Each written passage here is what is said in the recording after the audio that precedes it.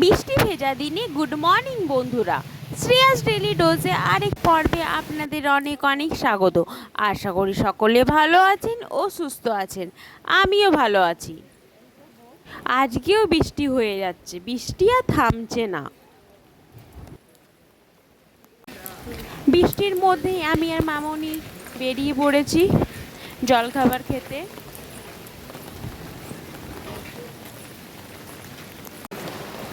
চলে এলাম জলখাবার খেতে।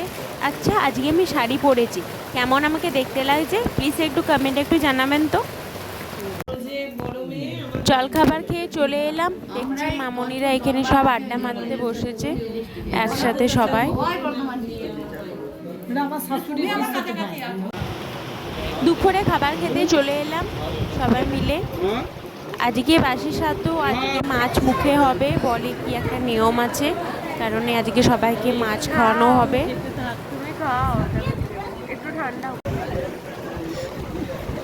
দাঁড়ান, খাবারটা এবার খেয়ে নি, বেরোতে হবে এবার।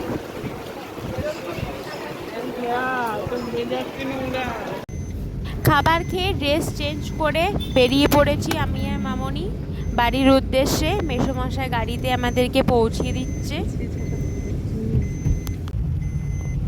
বৃষ্টিটা দেখছি থেমেছে, এ কারণে বেরিয়ে পড়েছি। দুপুরের দিকে ট্রেন আছে, বিকেল পর্যন্ত পৌঁছে যাব কলকাতা।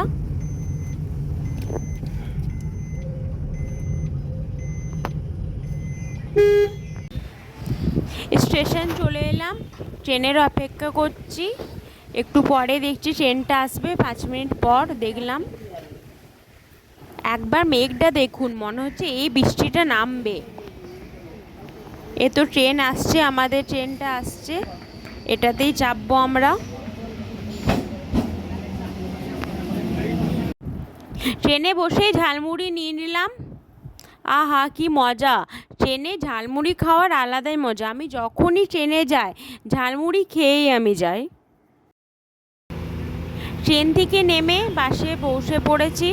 আর আপনাদেরকে হাওড়া স্টেশনে দেখালাম না নামারটা, কিছু ঘটনা ঘটে গেছে, লাস্টেতে বলছি, সম্পূর্ণ ভিডিওটা দেখুন।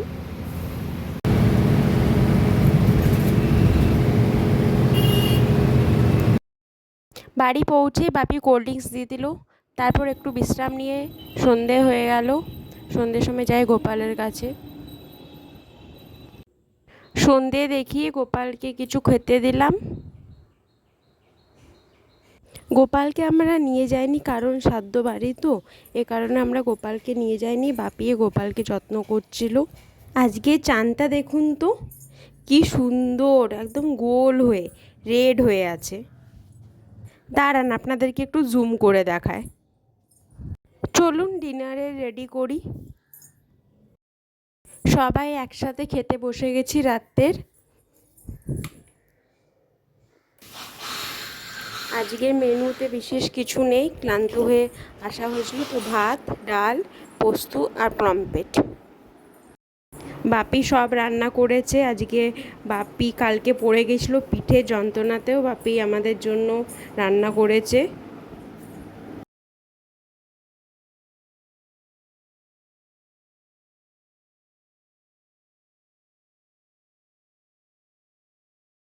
এই ডিনার ফিনিশ করে এলাম, তাহলে আজকে আপনাদের অনুমতি নিয়ে বিদায় জানাই। ও আপনাদের কাছে তো একটা কথা বলাই হয়নি, আজকে মহা বিপদ থেকে বেঁচেছি। আজকে হাওড়ার দিকে যখন আসছিলাম, আজকে একটা পকেট মারের সাথে হয়েছে। তো পকেট মারের সাথে কি মানে, হাওড়ার তো আপনারা জানেনই এত ভিড়ের স্টেশনে, এই কারণে কোনো ভিডিও করতে পারিনি, প্রচুর ভিড় ছিল। তো যখন হাওড়ার থেকে আসছিলাম, তখন আগে তো মামনিকে ধাক্কা দিয়ে পুরো একজনা বেরিয়ে গেছে। তো তারপর বেরোনোর পর মানে ওই ছেলেটাই আবার আমাকে আবার ধাক্কা দিয়েছে, মানে আর ও কোন সময় সেকেন্ডের অনুযায়ী আমার ব্যাগের চেনটা হাফ খুলে দিয়েছে। আর আমি শুধু বুঝতেও পারিনি কখন, মানে সেকেন্ডে কাজটা হয়ে গেছে, মানে মিনিটও নয়, সেকেন্ডের মধ্যে ওরা সব করে নিয়েছে। তো ভাগ্যের বশে আমার ফোনটা আমার হাতেই ছিল, আর আমার মানি ব্যাগটা অনেক ভেতরে ছিল, এ কারণে ওরা বুঝতে পারেনি। তো কাজটাতে থাকলে আজ আমার ফোন, মানি ব্যাগ সব চলে যেত। তো আমার সাইডের ব্যাগটাতে এটা ওরা করেছে। তো প্লিজ আপনারা হাওড়া থেকে যারা এসব এখনও যাওয়া আসা করছেন, একটু সবাই সাবধানে, শুধু হাওড়া কেন সব জায়গাতে একটু সাবধানে, প্রচুর এখন পকেটমার চুরি এসব বেরিয়ে গেছে, একটু সাবধানে সবাই থাকবেন। তাহলে এবার বিদায় জানাই, তাহলে আজকে আপনাদের অনুমতি নিয়ে বিদায় জানাই। দেখা হচ্ছে আরেকটা ভিডিওতে। ভালো থাকবেন, সুস্থ থাকবেন, আর আমার পাশে থাকবেন। আর আমার ভিডিও ভালো লাগলে লাইক, কমেন্ট, একটা সাবস্ক্রাইব। তাহলে গুড নাইট।